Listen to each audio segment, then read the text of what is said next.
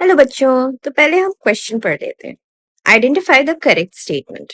The first restriction endonuclease enzyme which has been isolated and characterized was HIND3. Eco R1 recognizes 5' GATTC 3' and cuts the DNA between G and A. The genes of plasmids encoding resistance to antibiotics like ampicillin, tetracycline are considered useful selectable markers for bacteriophages. Restriction site for PBU2 and SAL1 is ampicillin resistance gene in PBR 322. अब question का explanation start करने से पहले हम की concept पढ़ लेते हैं इसका. तो इस क्वेश्चन का की कॉन्सेप्ट है रेस्ट्रिक्शन एंडोन्यूक्लिएजेस, जिसके बारे में यहाँ पे डिस्कशन हुई है. रेस्ट्रिक्शन एंडोन्यूक्लिएजेस. ठीक है, अब हम फर्स्ट ऑप्शन से स्टार्ट करते हैं जो बोल रहा है the first restriction endonuclease enzyme which has been isolated and characterised was HIND3.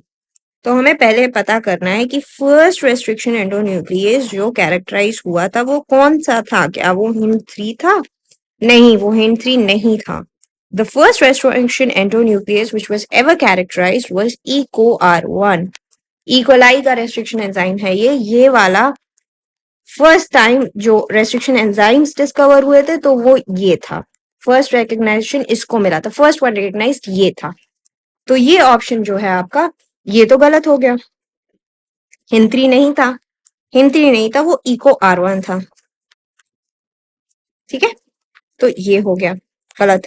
अब ऑप्शन 2 में आते हैं. EcoR1 recognizes 5' GAATC 3' and cuts the DNA between G and A. तो यहां पे बात हो रही है EcoR1 की ही. EcoR1 ये किसको काटता है? डीएनए के कौन से सीक्वेंस को? ये काटता है GAATTC 5' और 3' के बीच में. ये 3' हो गया, ये आपका 5' हो गया. तो इसके कटिंग का लोकेशन होगा ये, और यहां भी होगा GAATTC,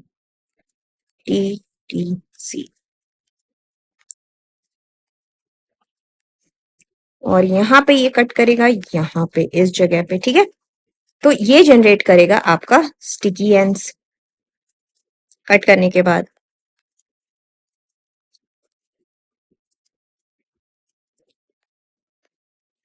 और ये जो आपको रिजल्ट देगा वो ऐसे होगा G, फिर AATTC, फिर इधर G, फिर AATTC. तो यहाँ पे और यहाँ पे आपके ओवरहैंग्स मिल जाएंगे जो आपको स्टिकी एंड्स होंगे, ये दोनों. तो अगर हम ऊपर जाके चेक करें, EcoR1 recognizes 5' GATC 3', ये तो सही है. Cuts the DNA between G and A, ये भी सही है. तो ये आंसर आपका करेक्ट है. अब आते हैं सी पे. सी पे बोल रहे हैं the genes of plasmids encoding resistance to antibiotics like penicillin, tetracycline etcetera are considered useful selectable markers for bacteriophages. तो क्या ये सही है? तो सी में हम बात कर रहे हैं सिलेक्टेबल मार्कर्स की, और ये सिलेक्टेबल मार्कर्स हैं एंटीबायोटिक रेजिस्टेंस जीन्स.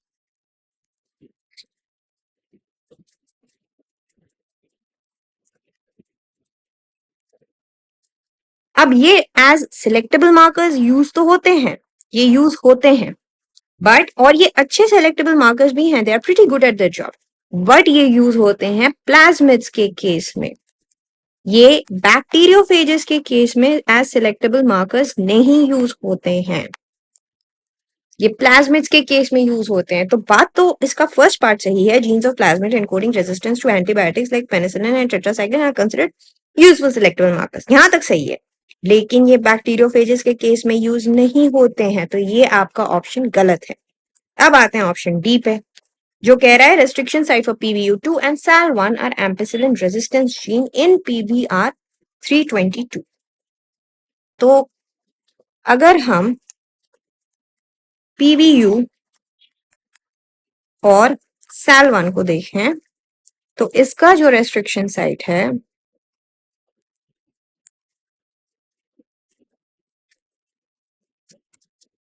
वो एम्पिसिलिन रेजिस्टेंस जीन पे नहीं है. एम्पिसिलिन रेजिस्टेंस जीन में ये नहीं मिलता है, इसका कोई लिंक नहीं है उसके साथ. ठीक है, ये सिलेक्टेबल मार्कर ये है जहां पे ये है वेक्टर्स, लेकिन इनका इसके साथ कोई रिलेशन नहीं है, इनका रेस्ट्रिक्शन साइट यहाँ पे नहीं फॉल होता है एम्पिसिलिन रेजिस्टेंस जीन पे। तो ये जो कह रहे हैं कि ये एम्पिसिलिन रेजिस्टेंस जीन पे फॉल होता है रेस्ट्रिक्शन साइट, ये पॉइंट इनका गलत है।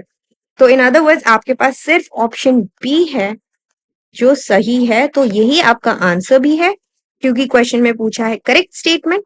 And hope you understood this well. All the